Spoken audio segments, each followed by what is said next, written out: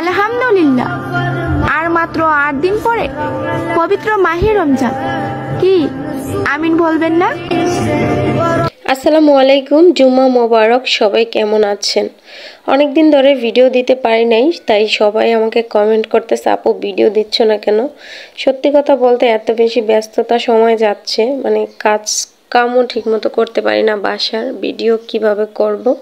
তো আজকের যে বাজারগুলো নিয়ে আসছিল সেগুলাই আমার মেয়ে একটু ভিডিও করতেছিল, তো আমি ভাবলাম এটাই শেয়ার করে দিই যেহেতু ভিডিওটা আছে। রান্নাবান্না শেষ করে আমি গোসল করে এসেছি। দেখো আমার ভিজা চুল এখনো গামছা দিয়ে বেঁধে রাখছি। তো আমার হাজব্যান্ড কিছু ফল নিয়ে আসছিল, সেগুলো ঢালতে আমি ভুলে গেছিলাম, তাই এখন এগুলা গুছাচ্ছি। ২-১ দিন পর পরই বাইরে যাওয়া হয়, বাইরের খাবার খাওয়া হয়, কিন্তু মেয়ে বলতেছিল আম্মু আজকে আমরা কোথাও যাব না, আজকে শুক্রবার, তুমি ঘরে আমাকে বার্গার বানাই দিবা। বর্ন রুটি আমাদের ঘরে সবসময় থাকে, বা আমার অনেক বেশি পছন্দ। আমি জেলি দিয়া অথবা দুধ দিয়া বা চা দিয়া খাই বিকেল টাইমে, তাই সবসময় ওর আব্বু চেষ্টা করে বর্ন রুটি নিয়ে আসতে। তো আজকেও বর্ন রুটি নিয়ে আসছে। তো সুরভি বলতেছিল আম্মু আজকে আমরা এই বর্ন রুটি দিয়ে বার্গার করে খাবো। আসলে বার্গারের জন্য ব্রয়লার মুরগিটাই সবচেয়ে সুন্দর হয়, কারণ ওটা অনেক নরম। কিন্তু আমার জামাই আবার ব্রয়লার মুরগি খায় না, কিন্তু আমি খাই। তো কক মুরগি ছিল, দেখছুই তো অনেকগুলা কক মুরগি নিয়ে আসছিল। তো সেখান থেকে আমি 1 পিস নিয়ে নিছিলাম। তো ওগুলা ছোট ছোট করে পিস পিস করে এতটুকু নিয়ে নিছি। এখন এই চিকেনটাকে আমি তেলে ভেজে নিব। দোকানে বার্গারে তো অনেক ধরনের সবজি টবজি ব্যবহার করা হয়, তো আমার ঘরোয়াভাবে যা যা ছিল তাই গাজর, শসা, টমেটো আমি কেটে নিয়েছি। আর এই বার্গার রুটিগুলো আমি মাঝখান থেকে বটনি দাওতে কেটে নিয়েছি, আর হচ্ছে সস নিয়ে নিয়েছি। তো আমার চিকেনটা হয়ে গেছে।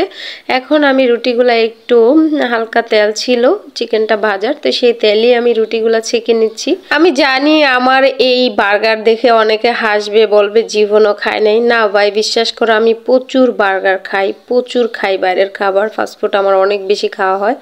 যাই হোক, তারপরে আমি সস দিয়ে দিলাম বার্গারের রুটির মধ্যে।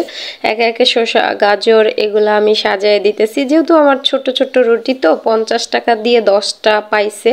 তো মাত্র 50 টাকা দিয়ে 10টা রুটি অনেক, তাই না? তো এগুলো খেতে অনেক ভালো লাগে। তারপর টমেটো টমেটো দিয়ে আমি সাজাইলাম চিকেন দিয়ে। তো এই তো হয়ে গেছে আমার বার্গার। এখন আমার মেয়ে খেয়ে দেখবে।